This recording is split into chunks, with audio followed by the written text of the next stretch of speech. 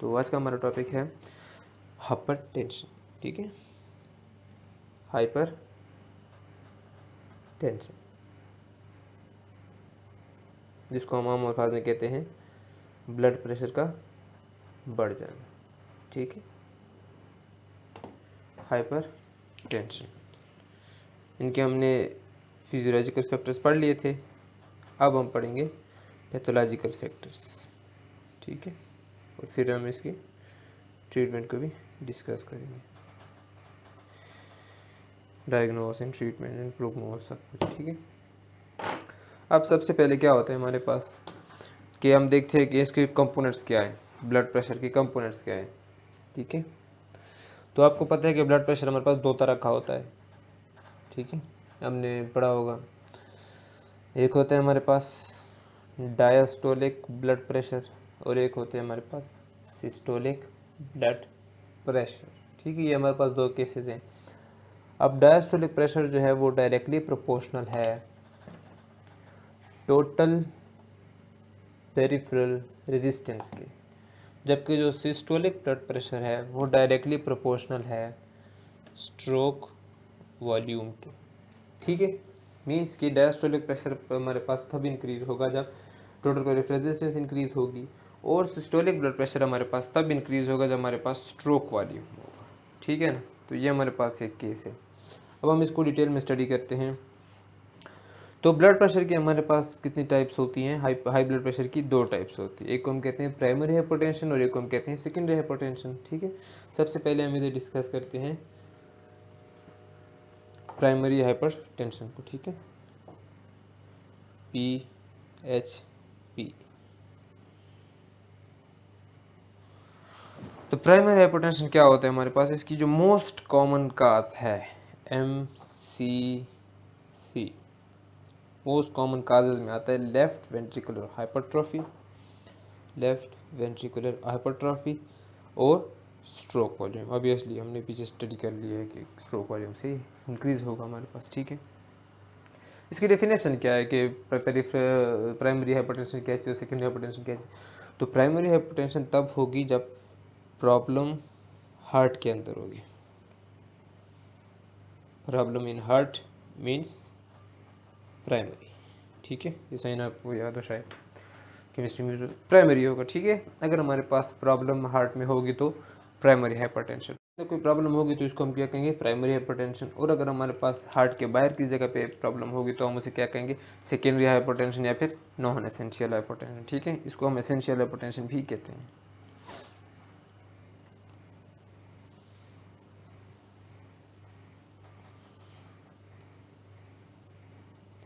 अब इसकी फिजियोलॉजी क्या है, पीछे पैथोजेनेसिस क्या है, तो पैथोफिजियोलॉजी क्या है? तो ये देखें जब हमारे पास लेफ्ट वेंट्रिकल की हाइपरट्रोफी हो जाएगी, मीन्स कि वो साइज में इंक्रीज कर जाएगा, तो वो ज़्यादा फोर्सफुली प्रेशर से जो है ब्लड को पंप करेगा। तो जब फोर्सफुली ब्लड को पंप करेगा तो प्रेशर की डेफिनेशन क्या है? Force per unit area.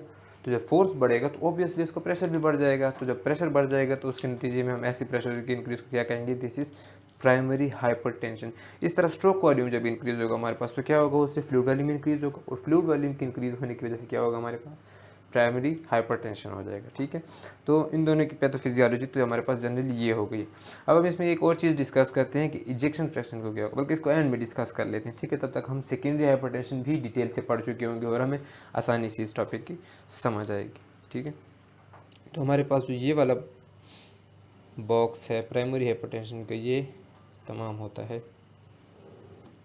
अब हम डिटेल से स्टडी कर सकेंगे सेकेंडरी हाइपरटेंशन, क्योंकि सेकेंडरी हाइपरटेंशन की हम ऑलमोस्ट 6-7 टाइप्स कैटेगरीज हैं उनकी डिस्कस करेंगे। काजेस क्या क्या काज है, इनमें से मोस्ट कॉमन काजेस भी आएंगी, सेकंड मोस्ट भी आएंगी, and then in the descending order आएगी। और रिसेंट रिसर्च के मुताबिक मोस्ट कॉमन कौन सी है तो उनको भी हम डिटेल से स्टडी करेंगे। ठीक है, उनकी पैथोजेनेसिस हम डिस्कस करेंगे, क्यों ब्लड प्रेशर उनमें ज़्यादा हो रहा है। ठीक है, एक तो आपको पता होता है कि डिसीज़ ये चीज़ हो रही है, डिसीज़ ये मसला है, मगर वो कैसे इफेक्ट कर रही है किस चीज़ को, ये आपको स्टडी करना और ये आपको समझना ज़्यादा ज़रूरी होता है एज अ मेडिकल स्टूडेंट। ठीक है, अब हम इधर स्टडी करते हैं सेकेंडरी हाइपर टेंशन, और also known as non essential hypertension. ठीक है, सबसे पहले तो हम इसकी डेफिनेशन लिख लेते हैं। प्रॉब्लम अदर देन हार्ट,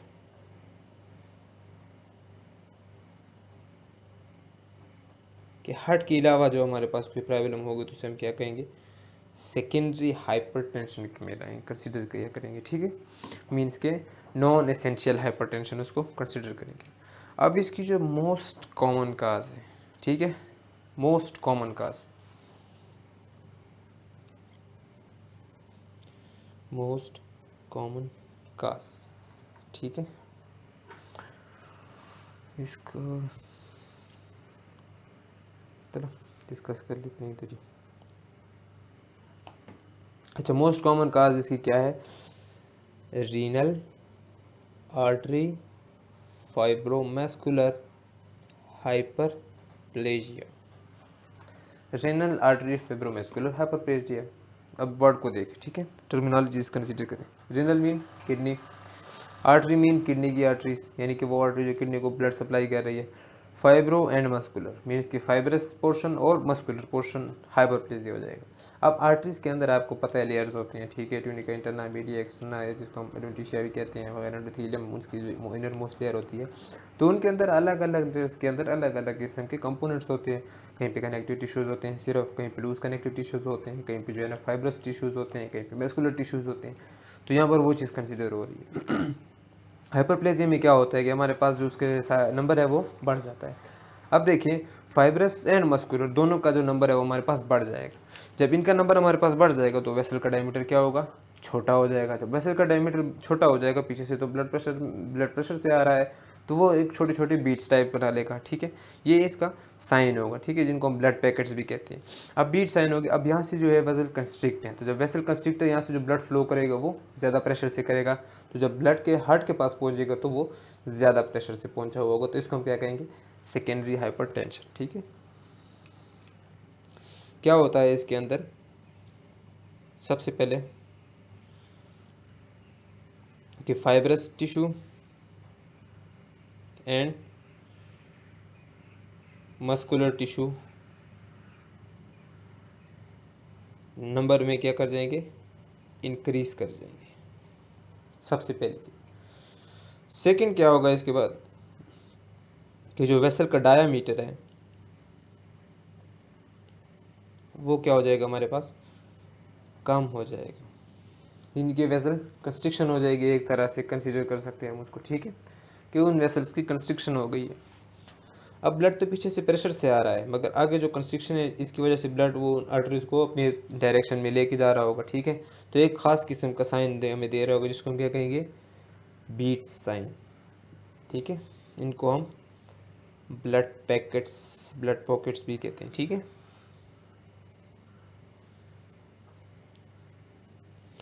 फिर आ जाता है हमारे पास, अब इन तीनों की वजह से क्या होगा कि जो ब्लड प्रेशर है वो अल्टीमेटली इंक्रीज कर जाएगा। ठीक है, तो ये थी हमारे पास सबसे पहली cause, renal artery fibromuscular hypertrophy. ठीक है, जो सेकंड मोस्ट कॉमन कॉज है इसकी, सेकंड मोस्ट कॉमन कॉज वो है हमारे पास, सेम एक वर्ड का सिर्फ टर्मिनोलॉजी का डिफरेंस है, रेनल आर्टरी फाइब्रोमस्कुलर डिस्प्लाजिया। ठीक है, रेनल आर्टरी फाइब्रोमस्कुलर डिस्प्लाजिया, RAFD भी कह सकते हो। ठीक है, जिस तरह हमने वहाँ पर किया है। क्या टर्मिनोलॉजी, क्या एब्रिविएशन है, रेनल आर्टरी फाइब्रोमस्कुलर डिस्प्लाजिया। डिस्प्लाजिया का आपको पता है कि इसकी जो शेप है वो इरेगुलर हो जाएगी, है ना। अब शेप कब इरेगुलर हो जाएगी यहाँ पे, ये इसको लेट्स सपोज इसकी शेप इरेगुलर हो गई, डिस्प्लाजिया हो गया। डिस्प्लाजिया होने की वजह से क्या होगा हमारे पास, रेनल आर्टरी स्टीनोसिस, हार्डनिंग हो जाएगी। ठीक है, स्टीनोसिस की वजह से क्या होगा हमारे पास, ऑक्सीडेटिव स्ट्रेस इंक्रीज होगा।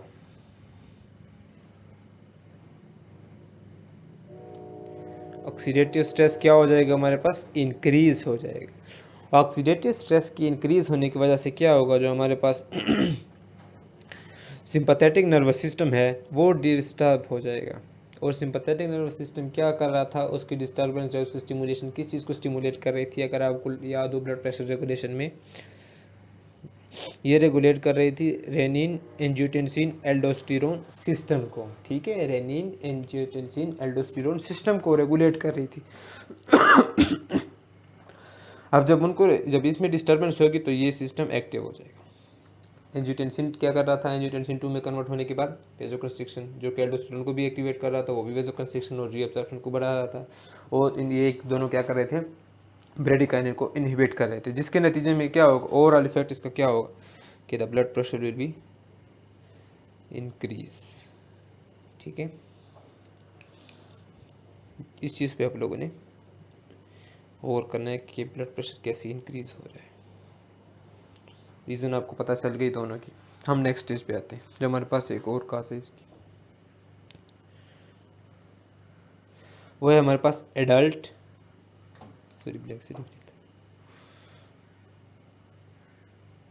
Adult polycystic kidney disease. Adult polycystic kidney disease, इसमें क्या होता है हम स्टडी करते हैं, नाम से आपको जाहिर है। ठीक है, adult mean adult polycyst, cyst mean benign cyst बन जाते हैं। ठीक है, एक्यूमुलेशन हो जाती है एक तरह से। ठीक है, उनके अंदर क्या हो, पोली मीन्स बहुत सारे हो जाएंगे। कहाँ पे होंगे, किडनी में होंगे। अब ये क्या करते हैं, सबसे पहले हम इनको इसकी देखते हैं पैथोजेनेसिस कैसे होती है। कि देखिए पहले तो बहुत सारे बिनाइन सिस्ट बन जाते हैं, बिनाइन सिस्ट बन जाते हैं, इंक्रीज करना शुरू कर देते हैं किडनीज के अंदर। अब बिनाइन सिस्ट जो है, इसकी वजह से एक तो क्या होगा, किडनी इनलार्ज हो जाएगी ऑब्वियसली, क्योंकि अगर किडनी अगर सिस्ट जो है ना खाली भी हो तो भी चीज़ इनलार्ज होगी, और अगर उसके अंदर कोई चीज़ हो तो भी वो इनलार्ज ही होगा। ठीक है, मगर इस केस में हमारे पास लेट्स सपोज कंसिडर करते हैं कि वो हाइड्रोसील है, वाटर से भरे हुए हैं। ठीक है, अब जब ये हमारे पास ज़्यादा बढ़ जाएंगे तो ये अब किस चीज़ के ऊपर प्रेशर डाल रहे होंगे, किडनीज के बाकी स्ट्रक्चर पे, जो कि किडनीज का पैरेन्काइमा है। तो नेफ्रॉन का जो फंक्शन होगा वो कम्प्लीटली सही नहीं होगा। ठीक है, नॉट एबल टू फंक्शन। जब नेफ्रॉन अपना फंक्शन परफॉर्म नहीं कर पाएगा तो नेफ्रॉन का क्या फंक्शन है, फिल्ट्रेशन, फिल्ट्रेशन फंक्शन है ना उसका। तो जब वो अपना फंक्शन परफॉर्म नहीं कर पाएगा तो फिल्ट्रेशन नहीं होगी, फिल्ट्रेशन सही तरीके से नहीं होगी, डिस्टर्ब होगी। ठीक है, मैंने सिर्फ ये नहीं कहा कि डिक्रीज होगी, वो डिस्टर्ब होगी। तो अगर वो ऐसे डिस्टर्ब हो रही है कि जिसकी वजह से फ्लूइड वॉल्यूम इंक्रीज हो रहा है, तो उसके नतीजे में क्या होगा, हमारे पास अल्टीमेटली ब्लड प्रेशर हमारा क्या कर जाएगा, इंक्रीज कर जाएगा। ठीक है, ये चीज़ हमें चाहिए थी। मतलब वैसे तो बीमारी नहीं चाहिए, मतलब मगर यहाँ पर हमने ये चीज़ इसको देखना था कि ब्लड प्रेशर कैसे इंक्रीज हो रहा है। तो एडल्ट पॉलीसिस्टिक किडनी डिसीज़ में ब्लड प्रेशर इस तरह से इंक्रीज होता है। ठीक है, फोर्थ स्टेज आती है हमारे पास, एक और कॉज आती है इसकी, जिसे हम कहते हैं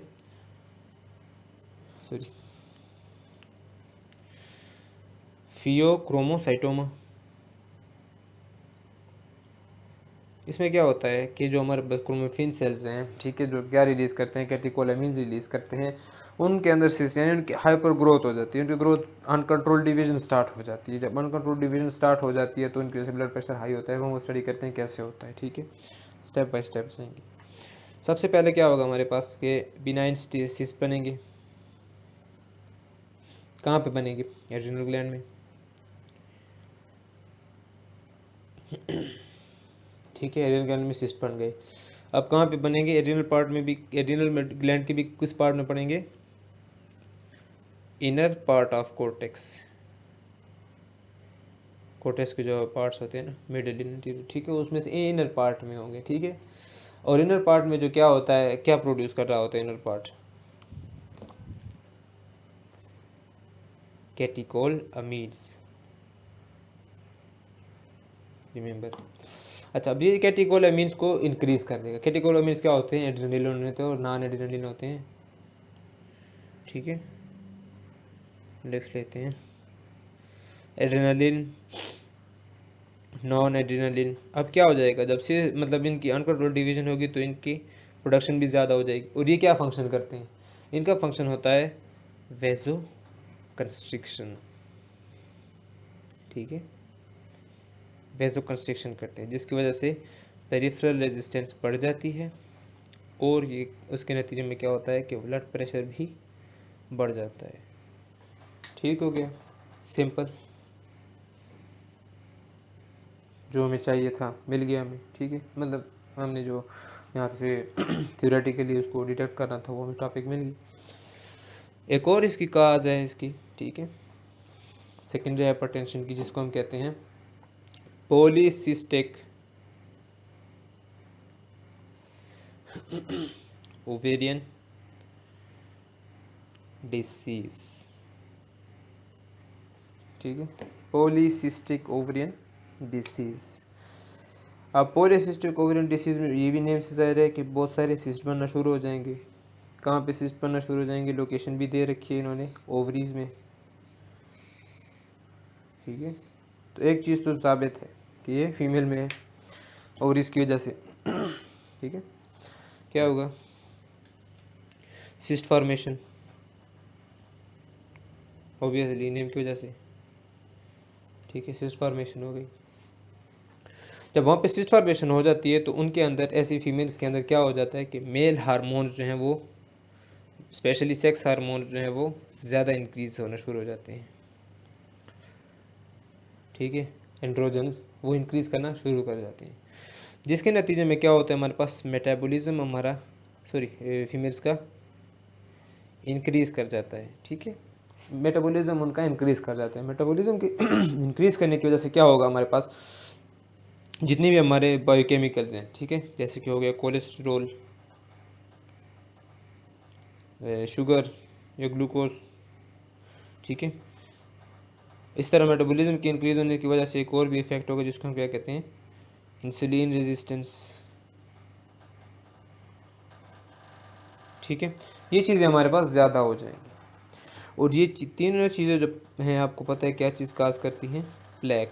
अगर आपको याद हो, हमने स्टडी किया था इसको डिटेल में कि किस तरह से जो है ना हमारे पास ये चीज़ें प्लेग बनाती हैं। एथेरोस्क्लेरोसिस के टॉपिक में हमने इसको डिटेल से स्टडी किया था, उनके रिस्क फैक्टर्स में मौजूद थे। अल्टीमेटली इनकी वजह से क्या होगा, हमारे पास ब्लड प्रेशर इंक्रीज कर जाएगा। ठीक है, तो इस तरह से फीमेल में ब्लड प्रेशर की इंक्रीज होने की एक वजह ये भी हो सकती है। सेकेंड आता है हमारे पास, सॉरी सिक्स आता है हमारे पास प्राइमरी एल्डोस्टेरोनिज्म। ठीक है, प्राइमरी एल्डोस्टेरोनिज्म, इसमें अब नाम से आपको क्या लग रहा है, प्राइमरी जब भी होती तो इसका मतलब है इसकी लोकेशन वही है जहाँ पे नेक्स्ट वर्ड यूज़ हो रहा है। इस तरह यहाँ प्राइमरी था तो हार्ट हाइपर टेंशन है, तो हार्ट को हमने कंसिडर कर लिया कि हार्ट की वजह से ही हो रहा है। प्राइमरी एल्डोस्टेरोनिज्म में क्या होता है, ठीक है, इस डिसीज़ को एक और नाम भी दिया जाता है, जिसको हम कहते हैं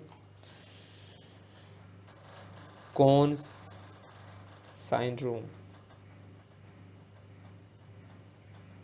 ठीक है, इसी के साथ साथ अब इसमें क्या होता है, एल्डोस्टेरोनिज्म मीन्स कि एल्डोस्टेरोन का लेवल बढ़ जाएगा। और अगर आपने ब्लड प्रेशर रेगुलेशन पढ़ी हो तो आपको पता होगा कि एल्डोस्टेरोन के इंक्रीज होने की वजह से क्या होता है, पेरिफेरल रेजिस्टेंस इंक्रीज होती है, जिसके नतीजे में क्या होगा कि ब्लड प्रेशर इंक्रीज हो जाएगा। ठीक है, अच्छा, रीसेंट स्टडीज के मुताबिक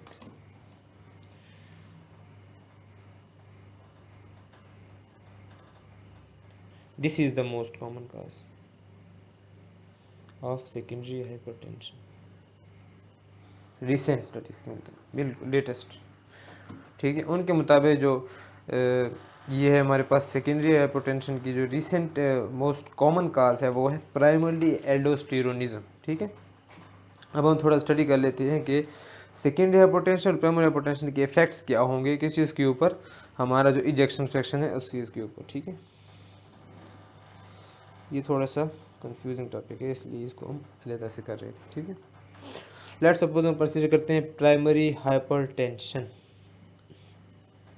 ठीक है, अब क्या होता है हमारे पास प्राइमरी हाइपरटेंशन के अंदर इजेक्शन फ्रैक्शन इंक्रीज हो जाता है। क्यों इजेक्शन फ्रैक्शन? क्योंकि जो वेंट्रिकल्स हैं किसकी वजह से होता है प्राइमरी, या तो लेफ्ट वेंट्रिकल हाइपरट्रोफी की वजह से होती है, स्ट्रोक वॉल्यूम की वजह से। अब जब हमारे पास ये चीज़ इंक्रीज हो जाएगी तो ऑब्वियसली इजेक्शन फ्रैक्शन क्या हो जाएगा हमारे पास, इंक्रीज हो जाएगा। तो इसमें हमारे पास इजेक्शन फ्रैक्शन इंक्रीज होगा और साथ ही जो हमारे पास एंड सिस्टोलिक वॉल्यूम है वो डिक्रीज हो जाएगा, क्योंकि वेंट्रिकल जो है नॉर्मल से ज़्यादा पुश कर रहे होंगे, ठीक है, ब्लड को, तो वो जो ब्लड जो रह जाता है रेसिड्यूल वो भी निकलता जाएगा साथ में। अब सेकेंडरी हाइपरटेंशन में क्या होता है कि जो हमारे पास इजेक्शन फ्रैक्शन है वो डिक्रीज हो जाता है। मैं बताता हूँ कैसे डिक्रीज हो जाता है। इजेक्शन फ्रैक्शन हमारे पास डिक्रीज हो जाता है, जबकि जो एंड सिस्टोलिक वॉल्यूम है वो कांस्टेंट ही रहता है, पर एंड डायस्टोलिक वॉल्यूम जो है वो इंक्रीज कर जाता है। एंड डायस्टोलिक वॉल्यूम क्या है? वो वॉल्यूम जो डायस्टोल के एंड में मौजूद होता है वेंट्रिकल से, मीन्स कि जब रिलैक्स हो रहे होते हैं, आर्टरी फिल इसको फिल कर रहे होते हैं ब्लड इसमें इसके अंदर, तो उसको हम कहते हैं एंड डायस्टोलिक वॉल्यूम, ठीक है। इस चीज़ को याद रखने के लिए आपको एक फार्मूला याद रखना होगा, ठीक है। वो फार्मूला है ejection fraction is equal to systolic stroke volume divided by and diastolic volume. ये फार्मूला आपको याद रखना पड़ेगा। अब देखते हैं इसको। Let's suppose this is primary hypertension को हम कंसीडर कर रहे हैं। लेफ्ट वेंट्रिकल की हो गई हाइपरट्रॉफी, तो वो क्या करेगा? स्ट्रोक वॉल्यूम इंक्रीज करेगा डिक्रीज करेगा? ऑब्वियसली इंक्रीज करेगा।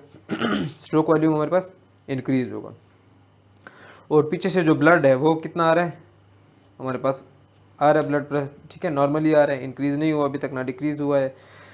तो अगर ये हमारे पास इंक्रीज नहीं हुआ तो ये इसमें जो एक्स्ट्रा ब्लड आएगा वो कहाँ से आएगा? वो आएगा सिस्टोलिक वॉल्यूम से, एंड सिस्टोलिक वॉल्यूम से। तो उसका जो मिकदार होगी, उसकी जो क्वांटिटी होगी वो कम हो जाएगी इस तरह से, ठीक है, समझ आइए। अगेन देखिए, जब हमारे पास स्ट्रोक वॉल्यूम इंक्रीज होगा तो हमारे पास एंड डायस्टोलिक वॉल्यूम तो सेम है, क्योंकि हार्ट में मसला है, हार्ट से पीछे तो सब कुछ ठीक आ रहा है। तो जब हार्ट में मसला है तो एंड डायस्टोलिक वॉल्यूम तो चेंज नहीं होने वाला। एंड डायस्टोलिक वॉल्यूम जब इस केस में लेफ्ट वेंट्रिकल हाइपरट्रोफी में चीज़ नहीं हो रहा, तो फिर क्या होगा? ब्लड इसमें सेम ही आएगा अमाउंट, मगर यहाँ से ज़्यादा बाहर जा रहा है। तो वो ज़्यादा कहाँ से आ रहा है? वो ज़्यादा लिया जा रहा है किस चीज़ से? एंड सिस्टोलिक वॉल्यूम का पोर्शन लिया जा रहा है, ठीक है। तो इस तरह से एंड सिस्टोलिक वॉल्यूम कम होगा और इजेक्शन फ्रैक्शन हमारे पास ज़्यादा होगा। फिर आते हैं हम सेकेंडरी हाइपरटेंशन के ऊपर। अब सेकेंडरी हाइपरटेंशन के अंदर क्या होगा हमारे पास? देखते हैं कि जो ब्लड प्रेशर है वो बाहर से ज़्यादा आ रहा है, ब्लड ज़्यादा फ्लो हो रहा है, ठीक है। जब ब्लड ज़्यादा आएगा हमारे पास तो हार्ट के अंदर फीलिंग भी ज़्यादा होगी, तो एंड डायस्टोलिक वॉल्यूम हमारे पास इंक्रीज कर जाएगा। अब एंड डायस्टोलिक वॉल्यूम हमारे पास इंक्रीज कर गया, स्ट्रोक वॉल्यूम तो उतना ही है, वेंट्रिकल की हाइपरट्रॉफी तो नहीं हुई, स्ट्रोक वॉल्यूम इतना ही है, ये इंक्रीज कर रहा है। अब जब डिनोमिनेटर इंक्रीज करता है तो इसके लिए क्या इनडायरेक्टली है, तो जब इसका इंक्रीज होगा तो ये ऑब्वियसली डिक्रीज होगा, और एंड सिस्टोलिक वॉल्यूम सेम ही रहेगा, ठीक है। क्यों सेम रहेगा? क्योंकि स्ट्रोक वॉल्यूम की तो कोई इफेक्ट नहीं हो रहा, ठीक है ना। इसकी अगर आप वैल्यूज लिखवाना चाहें तो इस तरह से लिख सकते हैं, देखिए ejection fraction is equal two stroke volume कितना है हमारे पास 70 मिलीलीटर, ठीक है, and diastolic volume 120 millilitre, normally की बात कर रहे हैं, तो ये ऑलमोस्ट 69 मिलीलीटर आ जाता है, ठीक है। अब देखिए अगर ये हमारे पास 140 मिलीलीटर हो जाए और ये 70 हो जाए तो कितना हो जाएगा? वो 69 की बजाय 50% हो जाएगा ना, 50% हो जाएगा ना। 120 का 50% कितना आता है? 60 मिलीलीटर। तो इजेक्शन फ्रैक्शन कम हुआ या ज़्यादा हुआ? कम हो गया, ठीक है। इस तरह प्राइमरी हाइपरटेंशन को देखें, वहाँ से आया 120 मिलीलीटर, यहाँ से 120 मिलीलीटर के दो पार्ट्स हो गए, एक स्ट्रोक वॉल्यूम का हो गया, ठीक है, और दूसरा कौन सा हो गया हमारे पास? And systolic volume. अब स्ट्रोक वॉल्यूम नॉर्मली तो 70 होता है, मगर यहाँ ज़्यादा प्रेशर से पंप किया जाएगा, तो ज़्यादा प्रेशर से पंप किया जाएगा तो स्ट्रोक वॉल्यूम इंक्रीज कर जाएगा। अब स्ट्रोक वॉल्यूम लेट्स सपोज 70 से हो गया 80, तो क्या चीज़ कम हुई है? एंड सिस्टोलिक वॉल्यूम कम हो गया, ठीक है। तो ये टॉपिक समझना बहुत ज़रूरी है कि प्राइमरी हाइपरटेंशन के अंदर इजेक्शन फ्रैक्शन को क्या होगा और सेकेंडरी हाइपरटेंशन के अंदर इजेक्शन फ्रैक्शन तो आपको पता है ना कि वो फ्रैक्शन ऑफ ब्लड जो कि रिलैक्सेशन के बाद जो है पंप हो जाता है आगे, ठीक है। तो ये था हमारे पास hypertension, primary hypertension and secondary hypertension.